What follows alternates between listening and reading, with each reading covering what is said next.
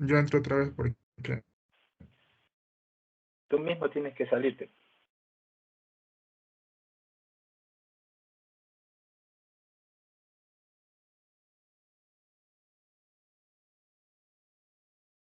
A ver, ¿dónde está?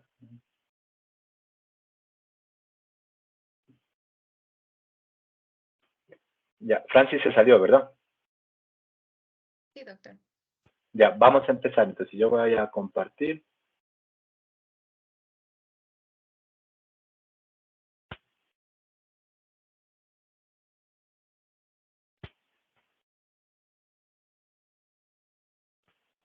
Ahí tienen pantalla, ¿verdad? No, Sí, doc. doc. Así, Ahí sí. Sí, doc. sí, doc. Ya, chévere.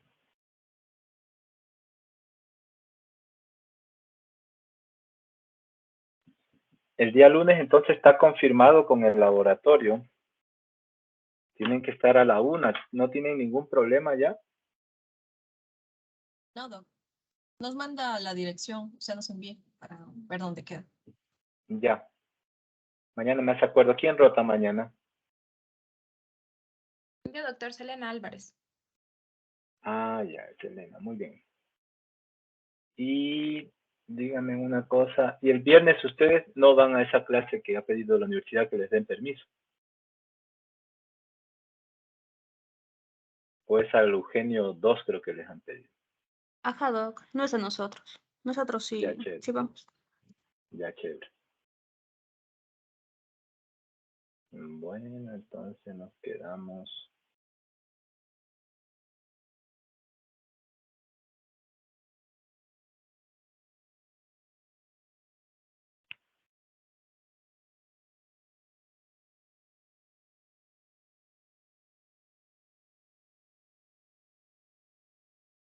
Hoy noche termino esto y ya le paso al señor del internet para que me ponga las diapositivas.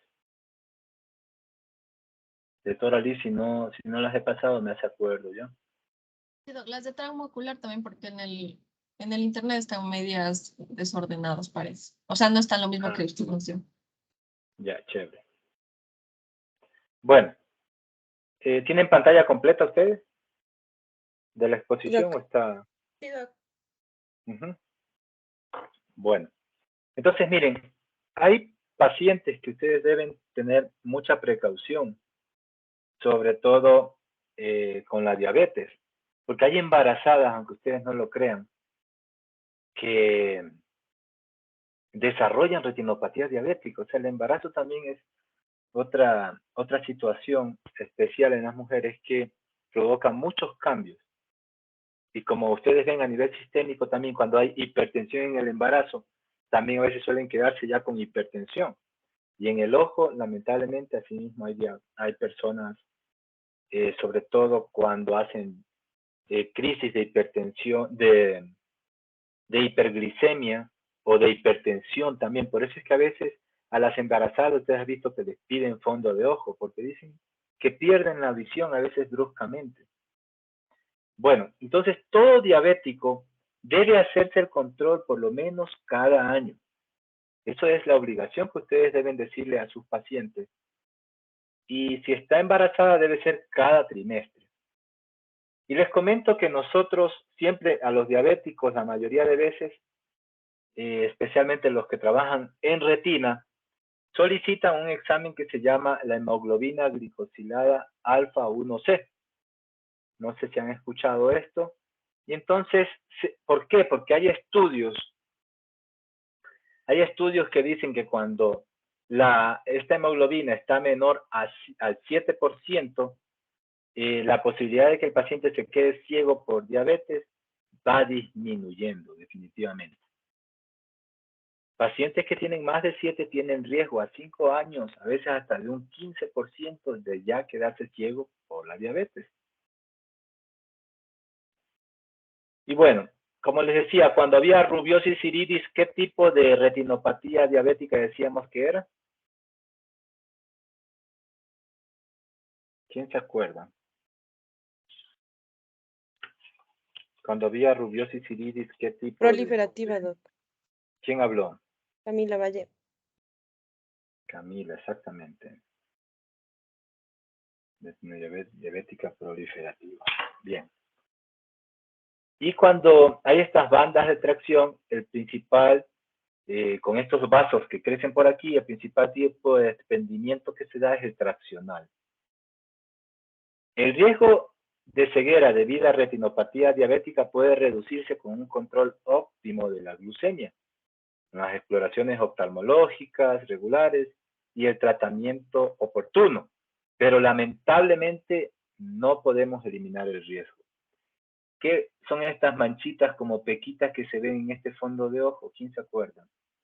¿Drusas? ¿Mm? Drusas, ¿no eran? No. No. No lo veo. ¿Quién se acuerda que están en la retina periférica? ¿Sí me ven Edema, mi puntero aquí? No.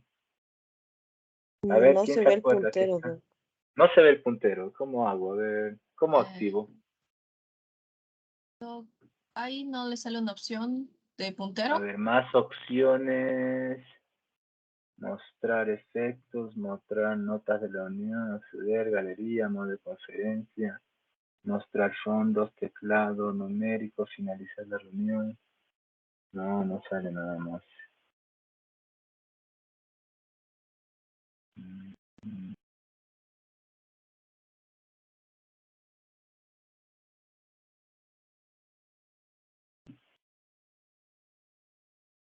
¿Qué pasó? Se fue. ¿Sí ven ustedes? Uy. Doctor, Sí, se ve, ¿no? doctor, ahí abajo, en la parte inferior izquierda, sabe estar 3 puntitos. Ahí sabe salir para poner el láser o el puntero. A ver. ¿Y ahorita qué pasó? O sea, sí se sigue proyectando. Pero yo estoy como, yo no veo lo que estoy proyectando. Estoy.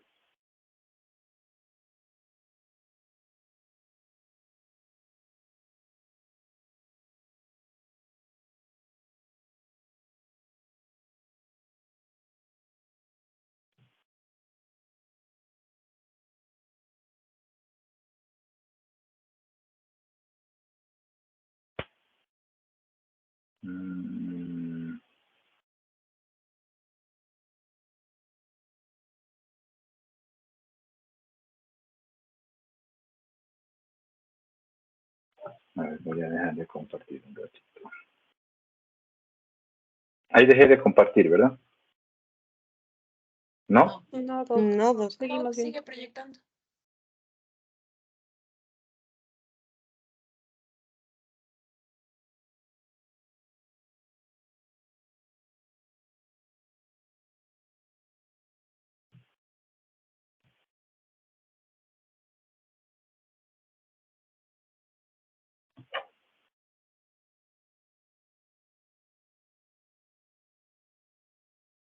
Doctor, se cambió la diapositiva 10.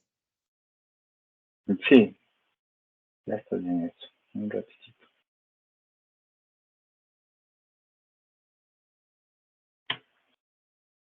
Ya. Ahí ven el puntero, nada todavía. ¿No? No, No, Doc. O sea, está proyectando desde, o sea, puso presentar en Teams, Doc, desde el PowerPoint. Sí. En la parte de abajo, o sea, justo abajo de la presentación debe estar un puntero o 3 puntitos donde aplasta y pone puntero. Y si no, mándenos una foto de lo que está viendo. Bueno. Les explico mejor, si no nos vamos a tardar más tiempo. Estos puntos que se ven en la retina periférica, ¿se acuerdan que la mácula era la parte comprendida entre las arcadas vasculares temporales superiores e inferiores? Estos son marcas de láser, doctores, acuérdense. Estas se ven como puros puntitos, como salpullidos. Son marcas de láser. Listo. Entonces, ahora vamos a hablar de las alteraciones vasculares, además de la diabetes, más específicas. Porque el diabético realmente tiene más chance de que se le produzca esto que vamos a ver ahora, las oclusiones de las venas o también la oclusión de la arteria. Pero quiero que vayan viendo, miren, aquí en la parte inferior hay 4 fotitos. La primera, pues, vemos que, si ven que como hay puras hemorragias en la parte superior, y quiero, no sé si logran ver aquí el nervio, cómo está un nervio pálido, parece que tuviera una excavación sumamente grande, y en la segunda fotito ven que hay puras hemorragias, pero está más generalizada, ¿no? No como la de acá que está solo en la parte superior. Entonces, de acuerdo a esto, ustedes, cuando yo les pregunte cuáles son causas sistémicas para poder realizar que se presente una oclusión de una de las venas de la retina, acuérdense que causas sistémicas son la hipertensión arterial y la diabetes mellitus, ¿no? ¿Y qué causas podrían provocar que un paciente que no tenga enfermedades en el cuerpo, pero que las tenga en el ojo? El glaucoma o la hipertensión ocular y las vasculitis retinianas. O sea que hay personas que tienen presión alta del ojo, tienen más tendencia a tener una obstrucción de sus venas en la retina. Y el paciente disminuye la visión en forma súbita, ¿no? Y es de un solo ojo. Bueno, entonces, se debe frecuentemente a la formación localizada de un trombo, ¿no? En los sitios donde las arterias esclerosadas comprimen a las venas.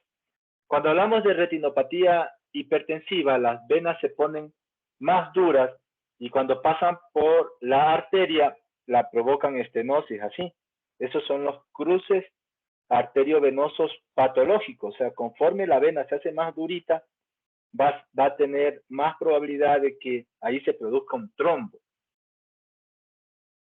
Y entonces se dan casos de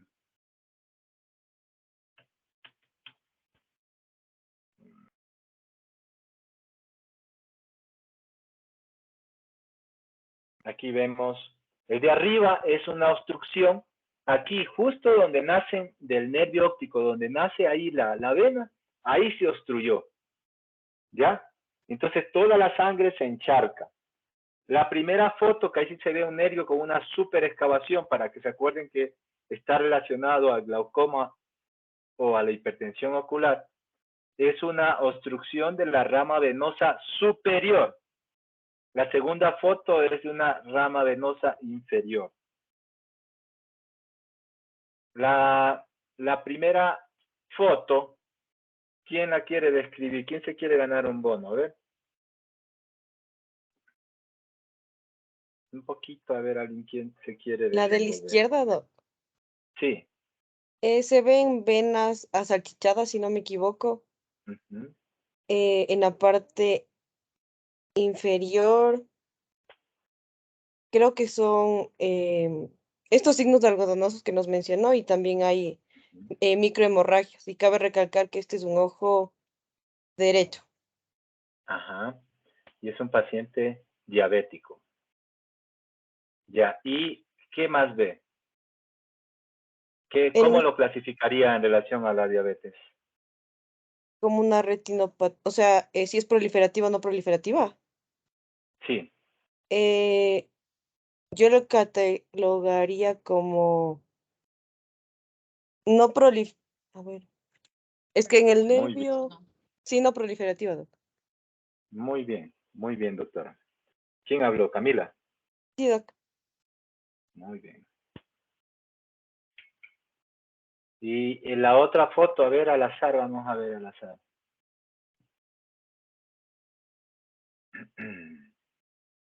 A ver, el doctor Vargas se encuentra por ahí. Sí, doctor. A mí me Ya. parece que en este caso estamos ante la presencia igual de una obstrucción en la vena, por ¿Qué? lo que vemos que también están todos los Ujú. vasos, podría decir que colapsados, por lo que se encharcó la sangre. Y Ya. vemos que ¿Y qué sería sería? ¿De rama o de la vena central? de la central, porque vemos la parte superior e inferior afectadas. Ya. Vargas, ¿qué más? Solís ¿Nombre? Henry. Henry, ¿no? Ya, muy bien.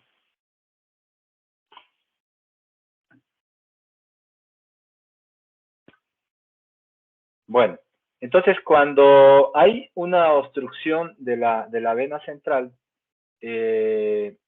o de una rama, en el momento que el paciente dice, en el momento, o sea, si viene al centro de salud, se recomendaría hacer una hemodilución. Es decir, que le mandan 1 litro de glucosa o de lactato a ver si la sangre se hemodiluye, ¿no? Es un poco difícil realmente esto, porque el paciente ya han pasado 2, 3 días. En mis 16 años nunca me ha llegado así alguien específico de horas. Es muy difícil. Sin embargo, es mi obligación comentárselas, ¿no? Ahora, el curso clínico y el pronóstico de esta patología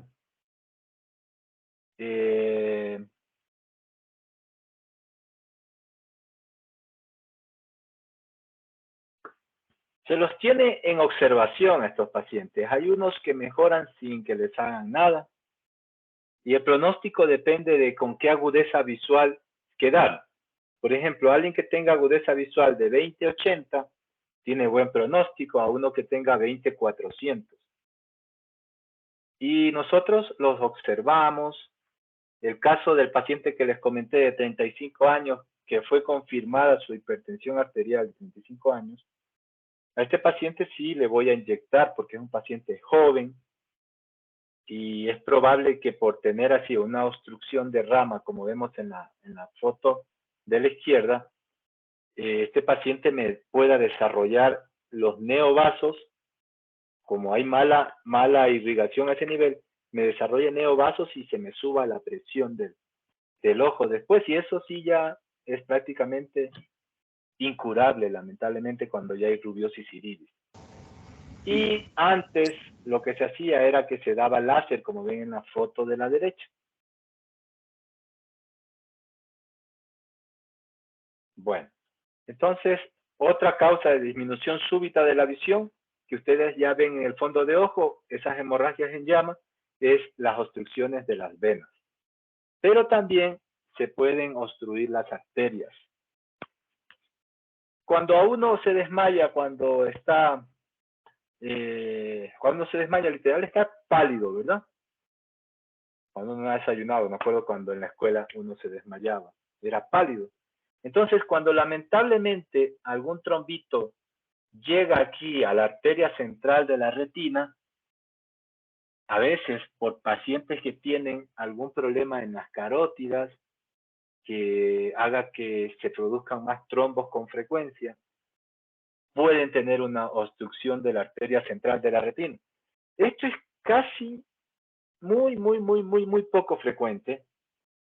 Con este asunto del COVID, se los cuento así, he visto 2 casos de obstrucción de la arteria central de la retina con el COVID. Antes de la pandemia, yo habría visto en todos esos años unos 2, 3 casos. No era muy frecuente, pero en pandemia sí. Fueron pacientes y jóvenes, es lo que más pena me da. Jóvenes, ¿no? Una chica joven que de la noche a la mañana se quedó sin ver nada. Porque en la diferencia, miren que se acuerdan que en la venosa yo les dije que el paciente algo veía de 20-400, 20-200, 20-80. En la arterial se le apaga la luz totalmente del un ojo. Y cuando se hace el fondo de ojo, se ve que la coloración del ojo es pálida, como ven aquí. Y solo se nota, si ven aquí en la fobia, en estas 3 primeras fotos, cómo se ve un punto como rojito. Entonces el punto patognomónico en el fondo de ojo de una obstrucción de la arteria es el punto rojo cereza. ¿Qué es lo que se ve ahí? Es el reflejo de la circulación de la coroides. ¿Por qué? ¿Qué pasa en ese lugar? ¿Quién se acuerda por qué se ve el reflejo de la circulación de la coroide? La retina no tiene sangre en ese rato. ¿Quién se acuerda? Liz. Doc, ¿será por el contacto que tiene ya con la última capa de la retina? No. Hay algo ahí que les dije que en ese lugar pasaba normalmente anatómicamente.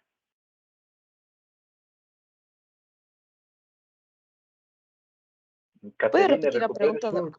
Doc, es Puede ser por el grosor de la retina en esa zona. Eso, ¿qué pasa en ese lugar? O sea, hay menos capas, entonces, Menos capa. Entonces, por eso se ve el punto rojo cereza, por el grosor de las capas. ¿Se acuerdan que es como un pupo ahí, no? Y entonces eso es lo que se ve en la fobia. Y la cuarta foto es un caso especial donde a él se le obstruyó la arteria, pero este paciente tenía visión como en túnel, así, ¿ya? Como en túnel.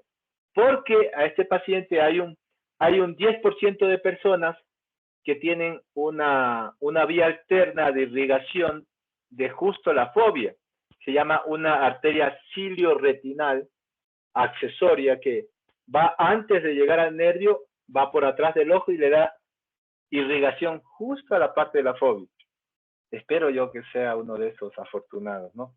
Entonces este paciente, de la cuarta foto, no se quedó ciego totalmente, sino con visión en túnel. La parte blanca es la retina muerta. La parte con colorcito cafecito es la retina que está viva, ¿no? Doc, Entonces, dígame. lo que pasa es que en la diapositiva 75, anterior, Ujú. me quedó la duda de qué eran esos puntitos como amarillos, esos que están como en la periferia. Esas son marcas de láser. Ah, esas son las marcas de láser. Es que antes no las Sí. vi justamente en la Antes otra. sí, es que en el otro se veía menos.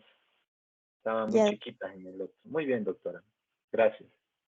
Miren, aquí se ve el punto rojo cereza característico. Entonces, acuérdense, paciente que se le nubla totalmente la visión y que era hipertenso o diabético, ustedes tienen que no ver nada, incluso le hacen el fotomotor y en vez de que se contraiga la pupila como que se quiere abrir, ¿cómo se llamaba eso, Camila? Defecto pupilar aferente. Pupilar aferente. Es Ajá. Cuando le hago el fotomotor y en vez de que se cierre, reacciona como que se quiere dilatar. ¿Ya? Aquí vemos otras fotitos y el pronóstico lamentablemente es muy desfavorable.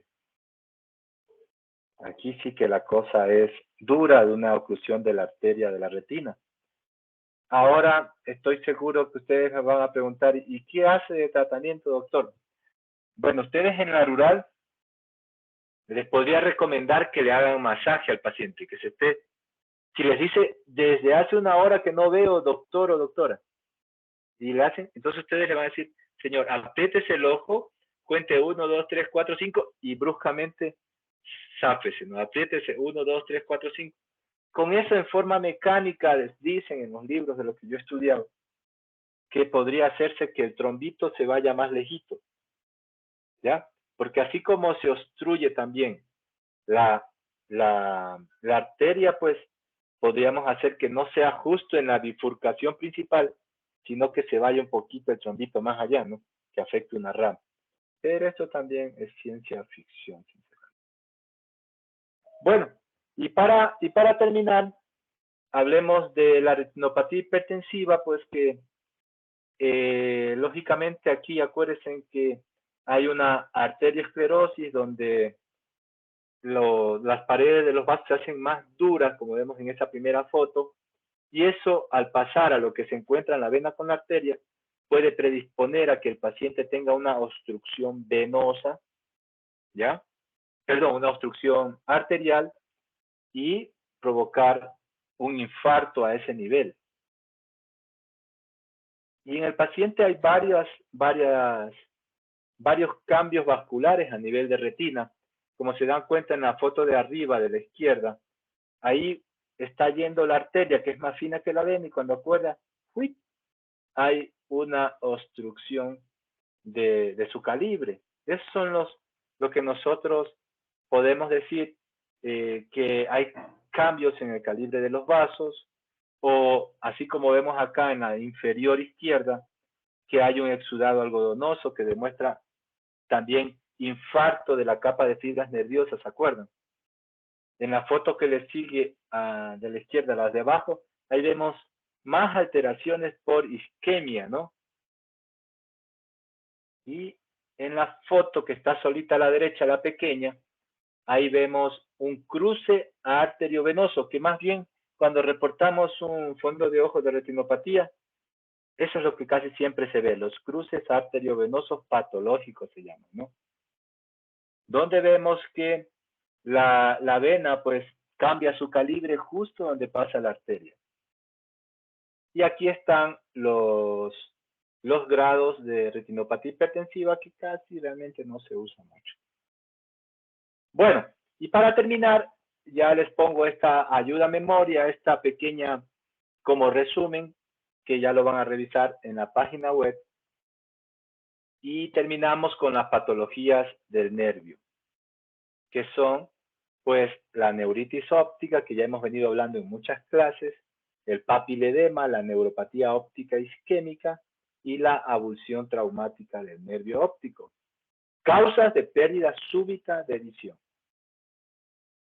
Entonces, la neuritis óptica, como les dije, es la inflamación del nervio. Esta sí se ve que en la cabeza del nervio óptico pues, está inflamada. Les dije que a veces también hay neuritis que son retrovulvares, que no se evidencia una inflamación en la cabeza, sino más atrás. Y ahí ayuda la tomografía o la resonancia. Y aquí hay una diferencia pues en el papiledema, donde pues hay inflamación ya a nivel cerebral. Esta es una bonita foto que aunque diga derechos de autor la puse porque está bien explicativa acerca de un nervio normal y un papiledema. Ven cómo está inflamado el cerebro y todo eso, ¿no? Y esta es una neuritis retrovulvar en una TAC.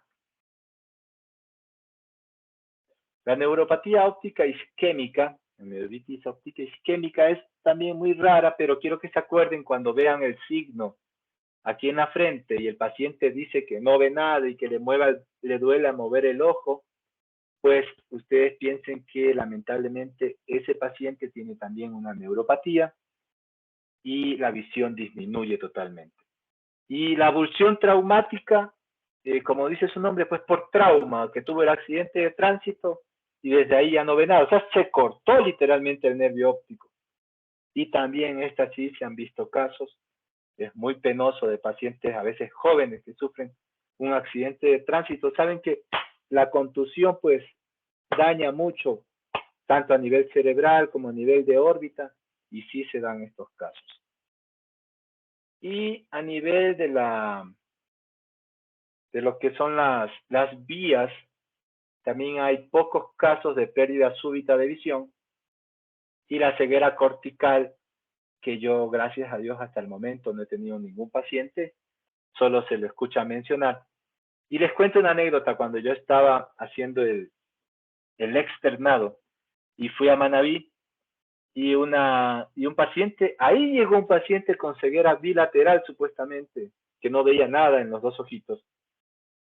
Y la doctora en ese rato pues me dijo, vea doctor, y me hizo hasta un grafiquito, que ese paciente perdió la visión de la noche a la mañana.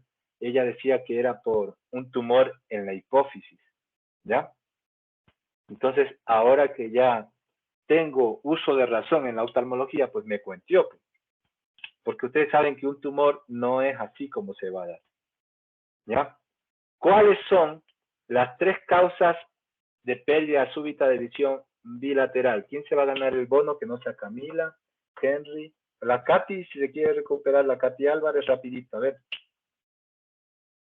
La neuritis óptica, el papiledema y la avulsión traumática, el nervio óptico. No, Katy, no. Vamos, alguien más, las 3 causas de ceguera súbita bilateral. Vamos. Nadie se va a ganar. Daniela, ¿cuáles eran las 3 causas de pérdida súbita de visión bilateral? Doc, ¿podían ser las sistémicas? No. Yo les mencioné, les dije que casi siempre era unilateral, pero que habían 3 cosas que podían dar disminución súbita en los 2 ojos. La ceguera cortical, la neuritis óptica y la simulación, creo, Doc. ¿Quién habló? Camila, Doc. Camila Valle. Sí, Doc. ¿Camila Valle? Sí. Muy bien, tiene 10. Ya. Daniela Pila, ¿no? ¿Cómo es su apellido, Daniela? Romero, doctor. Daniela Romero. Doc, en la clase también nos dijo que podría ser los traumas oculares, o no también, ¿o no? Un trauma ocular bilateral, lógicamente le puede dar. Y también en las migrañas saben tener la pérdida por ese momento que les da el dolor fuerte en la cabeza. Sí, si nos ponemos a hablar fino, ¿quién está hablando? Yo, Doc, dice. Bien, Lisset, bien. Sí, o sea, son causas temporales, ¿no? Pero estamos diciendo de causas de que ya el paciente dice que no ve nada y ya lleva algún tiempo que no recupera, ¿no? Muy bien, Lisset. Y una pregunta, en el desprendimiento de retina, o sea, el paciente también le sabe dar la pérdida súbita y ahí no le duele, ¿no? Eso me había quedado con duda. No, no les duele, doctora. No les duele. Pero Muy sí bien. pierden de manera súbita la visión de los dos ojos. No, de un solo ojo. Desprendimiento de Solo de retina en uno. los dos ojos, eso sí no hay. Ahí, ya, Doc. Ya. Ya, gracias, Doc. Bueno. Y cuando hay patología de la vía visual, como vimos acá en esta diapositiva de aquí, en una de estas, pues hay las hemianopsias, que en eso no les voy a meter en lío, solo se las menciono. Y este es un caso de una TAP donde se ve una alteración vascular a nivel de la corteza occipital, que el paciente mencionaba disminución súbita de la visión bilateral y que no mejoraba por nada. Y la última causa era la histeria, ¿no? Sino que ese es un buen actor. Hasta en el juicio actuaba bien. No existe una causa orgánica demostrable y este es el cuadrito, pues, para que no se olviden de la pérdida de la visión con medios transparentes y aspecto retiniano normal, donde van ustedes a revisar la neuritis óptica, el papiloedema, la abulsión traumática, las hemianopsias, lo último que hemos visto, ¿no? Y bueno, el manejo, confirmar por anamnesis, el examen físico, controlar el estado general del paciente y lógicamente, lamentablemente, ustedes tienen que tener una idea, pero son pacientes para referirlos. No olvidar que son emergencias, la oclusión de la arteria central de la retina, una de sus ramas, el glaucoma agudo, la neuritis óptica. Cuando piensen de una neuritis óptica, esto es una emergencia. No olvidar que son urgencias el ifema o hipema, el desprendimiento de retina, la neuritis óptica, la patología de la vía visual. Y no son urgencias, pero sí de observación, la hemorragia vítrea, la obstrucción de la vena retiniana, cuando hay edema macular y la histeria. Conclusiones, pues el resultado visual final depende de un diagnóstico temprano y preciso y un tratamiento a tiempo. Los antecedentes oculares y generales son muy importantes. La evaluación de los reflejos pupilares, la evaluación del campo visual y la oftalmoscopía, la visión, ver qué pasa en el fondo de ojo, ayudan muchísimo. Y acuérdense que no siempre lo que se ve es la realidad. ¿Qué está él? ¿Flotando o está a un ladito de la sombra? Al lado. Sí, ¿no? Sí. Da por lógica. Bueno, chicos, esa fue mi última clase con ustedes. Vamos a escuchar al doctor Franci. ¿Ya está listo? Sí, Doc. ¿Me permite Vamos. compartir, por favor? Ya, déjeme dejar de compartir. ¿Ya? ¿Dejé de compartir? No, Doc. No. Y ahora. Ahí sale una X, Doc, donde usted, ¿no sale una X arribita, al lado del micrófono? No, es que yo no estoy en la aplicación. No, Francis solo de comparte y ya le quita el doc. Ajá, solo Ya, puede. Francis comparte. Ah, ya, ok. Ahí sí logran ver, ¿verdad? Sí, ahí sí. Sí. Ya, ok. Ahora sí, ya se arregló esto.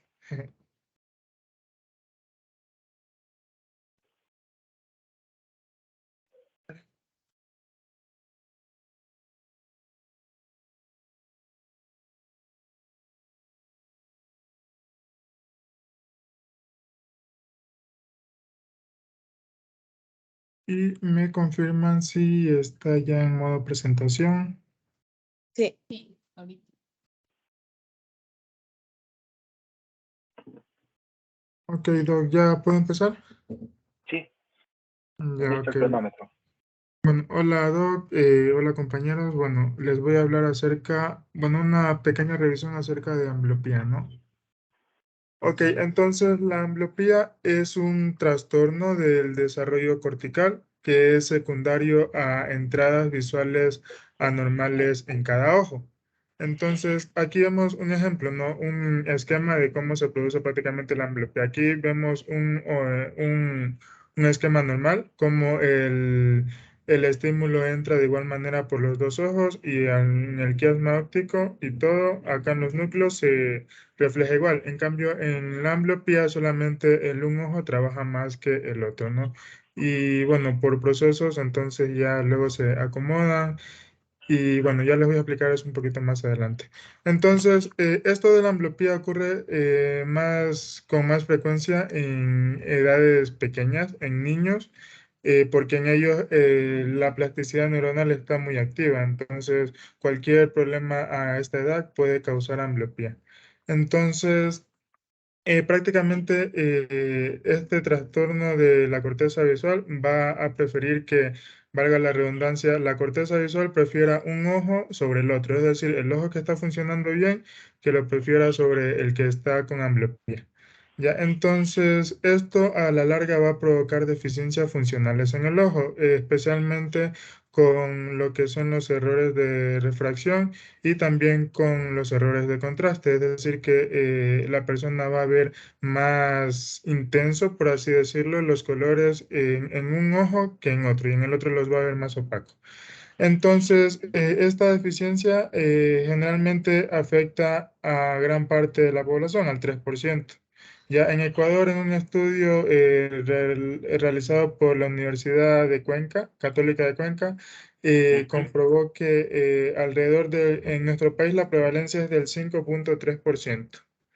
Ya, prácticamente las causas más comunes que van a provocar ambliopía son anisometropía y el estrabismo. Son las causas más comunes.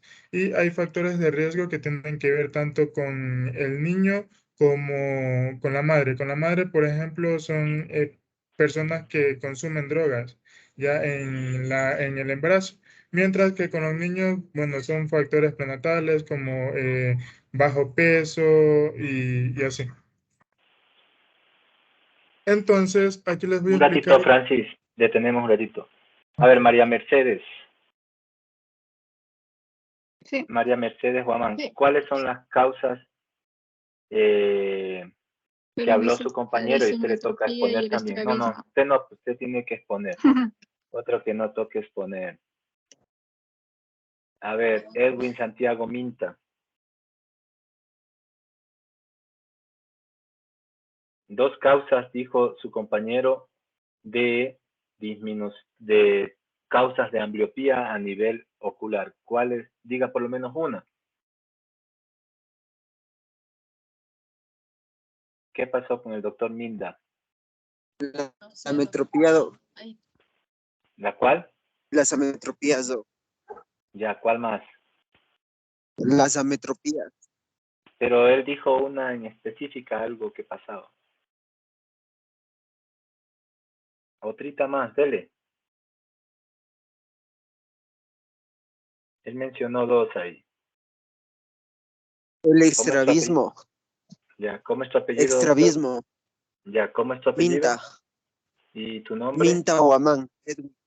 Edwin. Ya, muy bien. Sigamos, disculpe, Francis, ahorita sigue su cronómetro. Dele.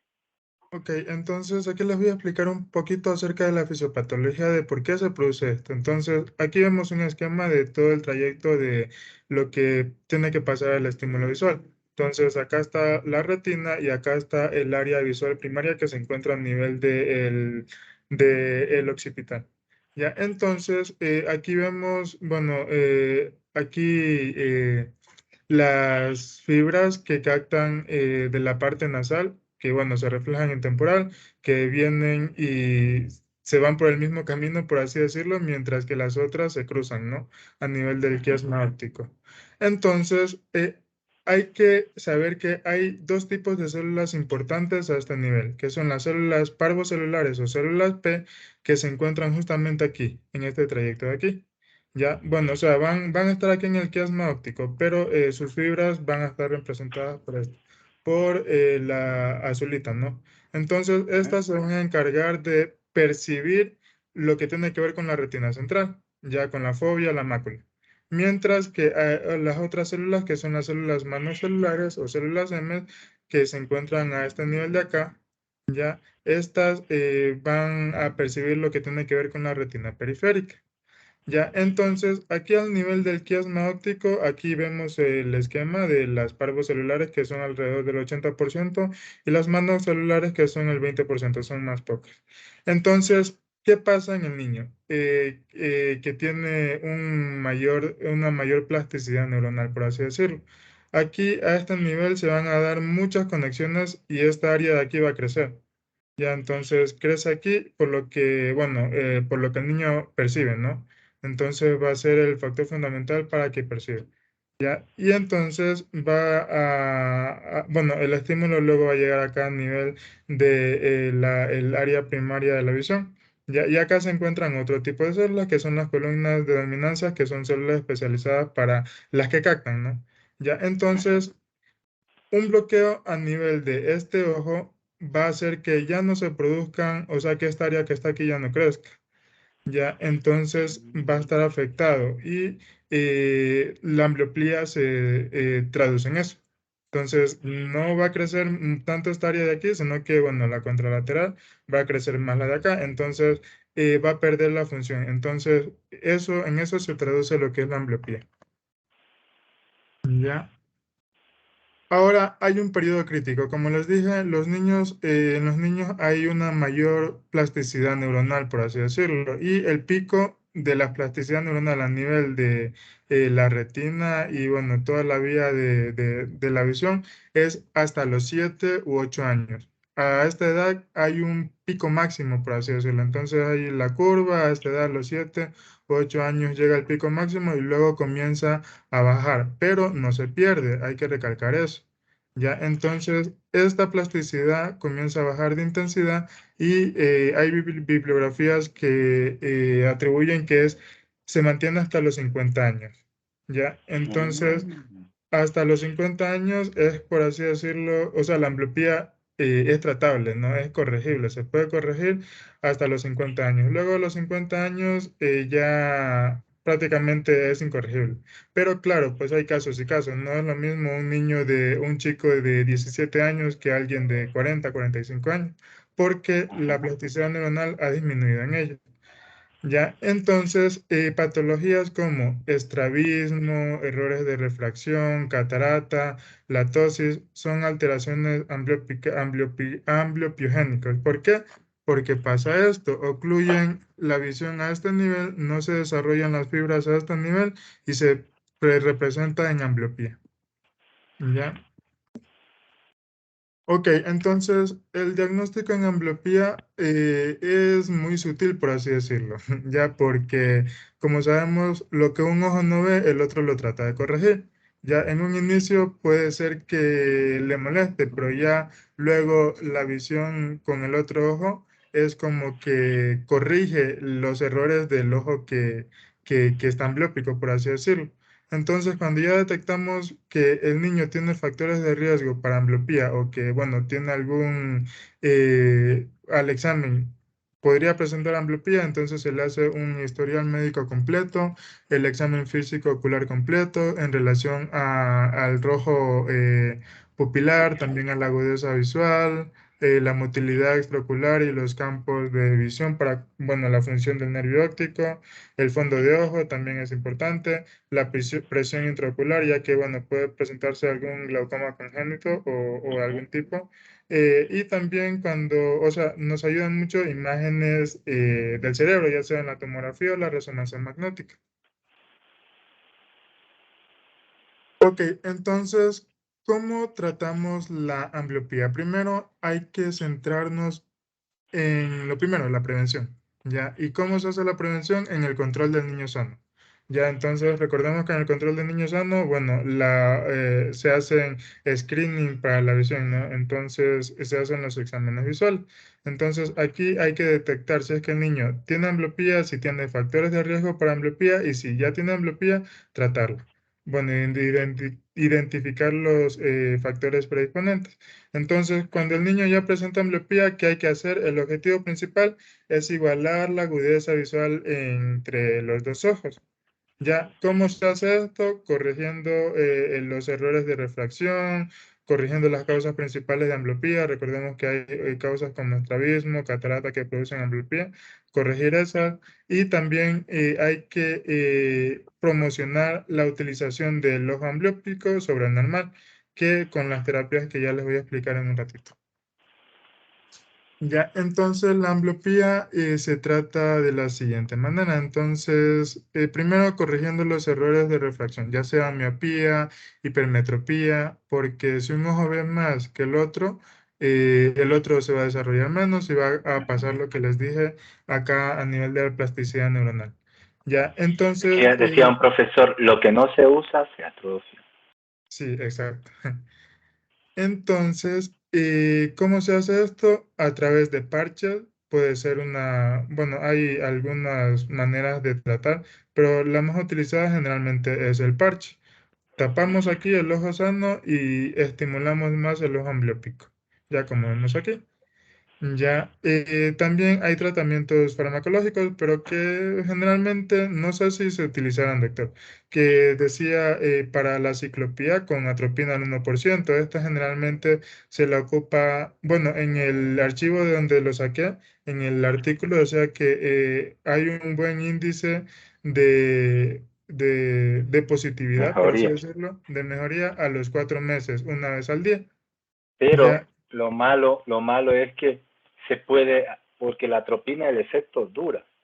Entonces se usa derivados de la atropina que duran 4 horas. Eso sí se usa. La atropina le puede durar el efecto hasta 15 días. Entonces, cuando empezaron a usar atropina, le ponían en el ojo bueno, así como el parche que ven aquí en la segunda foto, la de la derecha, donde está el puntero de... Sí. Entonces, ¿qué pasaba con ese ojo? Lo ambliopizaban también. Entonces, sí se hace el tratamiento con derivados de la atropina, por ejemplo, la tropicamida. Ese es un derivado que dura 4 horas el efecto. Entonces, si se lo realiza cuando hay pacientes que con el parche no quieren saber nada, entonces se le obliga a la mamá que le ponga una gota diaria de la tropicamida, midriasil se llama el colirio, y de esta forma hacemos que el niño trabaje el ojito sin necesidad del parche. Pero también les arde mucho y se lo usa en casos más extremos. Realmente, como dijo el doctor Francis, ay, perdón, le robé un minuto, el parche es lo que se da más. Siga, doctor. Ya, entonces prácticamente el fin para este tratamiento con fármacos es lo mismo. Con estos medicamentos ocluimos la visión en este ojo, en el ojo bueno, en el ojo que se está viendo bien, y bueno, estimulamos más la visión en el ojo que está afectado. Ya, lo mismo que el parche, pero en medicamentos. Ya también está la cirugía refractiva, que generalmente casi no se le ocupa porque, bueno, hay terapias como el parche que van bien. Y hay terapias alternativas como la terapia de visión. También hay, bueno, en el caso clínico les voy a hablar de una terapia un poco creativa y, bueno, chévere. Entonces, generalmente es el tratamiento que se le utiliza en ambliopía. Ya, entonces, en relación al caso clínico, bueno, es entrenamiento visual en realidad virtual con un paciente adulto con ambliopía anisometrópica. ¿Qué Ya, es entonces, anisometropía? es cuando prácticamente, o sea, eso confunde un poco porque es cuando un ojo está bien y el otro tiene errores de refracción, por así decirlo. Pero altos, Ah, ok. acuérdese, altos. O sea, es decir, póngale, en mi ojo derecho yo tengo astigmatismo de 4 y en mi ojo izquierdo no tengo nada. Entonces la diferencia de más de 3 dioptrías entre un ojo y otro se llama anisometropía. ¿Ya? No se olviden. Ok, doc. Ok, entonces es un paciente masculino de 22 años, mestizo, bachiller y que actualmente está estudiando en la universidad. Entonces, el paciente tiene varios diagnósticos en el historial médico, que es hipermetropía en el ojo derecho con ambliopía anisometrópica en el ojo izquierdo de diagnóstico tardío. Entre, Por eso bueno, se confundió usted. Por eso se confunde usted. Ya. bueno, Siga. O entonces, sea que en ese ojo, en el izquierdo también tiene hipermetropía, pero más fuerte. Ya va a ver. Siga. Ok. Entonces, en antecedentes patológicos personales no hay, bueno, de importancia no hay, tampoco los quirúrgicos y los signos y síntomas, está todo bien con el paciente. Entonces, en relación al paciente, es un paciente diagnosticado de ambliopía cuando tenía 8 años, pero por descuido o por no seguir las recomendaciones del oftalmólogo, pues no tuvo un tratamiento definitivo ni un tratamiento bueno. Entonces, el paciente ahora acude con 22 años a consulta. Entonces, está muy motivado porque estudia medicina y bueno, quiere ser cirujano, entonces tiene que tener una buena función de los ojos. Entonces, por eso está muy motivado. Ahora sí, seguir la terapia. Entonces, al examen inicial se mejora la agudeza Ahí vamos a visual. hacer una pausa, Francis. Ok. Una pausa te hago para explicar un poquito. ¿Qué pasa en el paciente que nomás ve bien de un solo ojo? No calcula bien la estereoxis. Entonces, ustedes con los dos ojos van a coger la punta del esfero y van a ir con el dedo allá a la punta. Mientras que si se tapan el un ojo, es más difícil calcular la punta. Se pierde la estereoxis, ¿no? Aunque hay pacientes que tienen ambliopía y no sé cómo hacen, pero de alguna forma el cerebro les ha enseñado a tener algo de estereoxis, pero no 100%.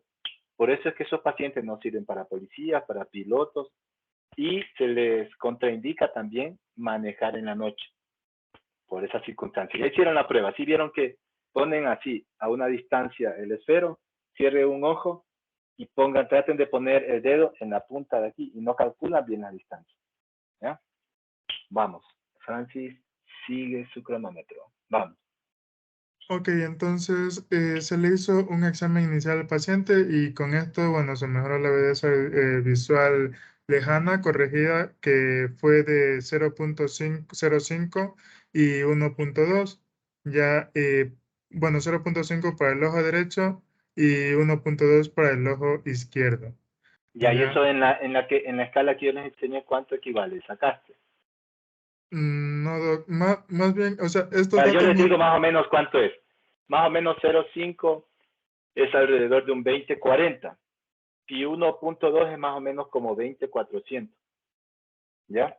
Entonces en el derecho tiene una agudeza más o menos de 20-40 y en el otro de 20-400. Siga, doctor. Ya, ok. Entonces, bueno, este paciente, como, o sea, no podía utilizar lentes, tenían contraindicados utilizar lentes, entonces se le hizo una terapia visual por medio de estas aplicaciones de realidad virtual. Entonces, esta terapia se prolongó por un tiempo y, ratito, se utilizaron pantallas de, ay, perdón. Ya, entonces se utilizaron pantallas de realidad virtual diferentes y, bueno, para diferentes videojuegos, ¿no? O sea, se rotulaban los videojuegos. Inició con uno, luego con otro. Primero inició con este que está aquí, que es un juego de burbujas, ¿ya? Luego pasó a otro juego. En este estuvo como 18 horas porque las terapias eran alrededor de 2 horas o sea, 2 veces a la semana y eran alrededor de 2 a 4 horas. ¿Ya? Entonces, se rotulaban los juegos. Entonces, un juego se utilizó la terapia visual en entornos binoculares dicópticos. ¿Qué quiere decir esto? De que, por ejemplo, si el juego era de, qué sé yo, naves espaciales, ya con el ojo bueno veía la nave espacial, pero con el ojo ambliópico ya veía el resto, como por decir los asteroides, las puertas se veían, los colores y todo. Entonces, este juego le obligaba al paciente a utilizar de una manera adecuada, por así decirlo, los dos ojos, o bueno, de una manera lo obligaba a utilizar los dos ojos, ¿ya? Entonces, aquí está prácticamente en esta tabla todo lo que pasó con el paciente. Entonces, en el primer mes, bueno, el paciente llegó con 0.05, ¿no? Aquí. Luego, a los pocos meses, alrededor del primer mes, aumentó a 0.2. Ya, luego más o menos pasó un tiempo y aumentó. Acá ya pasó el 0.25 y ya alrededor, aquí llegó alrededor de 3.5. Ya, luego de un tiempo, el paciente ya llegó a 5, ya siguiendo las terapias, ya que esta terapia se programó más o menos para un año y medio. Entonces, al año y medio, más o menos, llegó a 5, pero luego el paciente se perdió, ya no fue a controles ni nada, y luego regresó de un tiempo de un año y ya presentaba esto que está aquí, alrededor de 4. Ya entonces presentaba una medición de 4 y con eso luego entró a otra terapia y F. Pero prácticamente lo que se demostró con este estudio es que la terapia visual dicóptica binocular en realidad virtual fue una buena opción de tratamiento para pacientes, especialmente adultos, porque bueno, es un poquito complicado el tema, ¿no? Ujú. Y, o sea, para lo que es una corrección refractiva adecuada. Entonces, el ejercicio proporcionó no solo una mejora de la agudeza visual en el ojo ambliópico, sino que también una mejora en la estereoxis, lo que mencionaba el doc, ya que ya calculaba mejor las distancias entre un punto y otro. Entonces, este método de tratamiento de la ambliopía del adulto requiere la coordinación del paciente, ¿ya? Y la paciencia del paciente, con la posibilidad de mejorar la calidad de vida de los adultos que no han visto esta posibilidad. Entonces, si el paciente se descuida, como pasó con esta persona, o sea, después de un tiempo puede regresar a ambliopía. Ujú. ¿Ya? Así es. Entonces, eso es todo, Doc.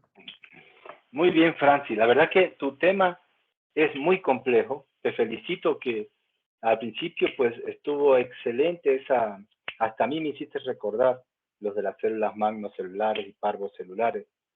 Muy bien, Francis, muy bien.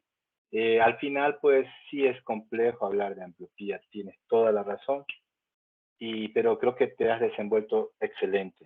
Ya tenemos otro futuro oftalmólogo. Bien, su compañero los ha hecho quedar bien a este grupo. Nos vemos entonces el día lunes. ¿Cómo van esos videos? Camila, tú fuiste que me pasaste uno ayer. Sí, Doc, ayer en la noche.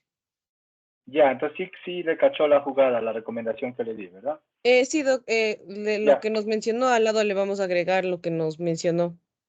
Oigan, y para congratularnos con el señor que nos invita al almuerzo, tratando de que se vea el lip clean, ¿no?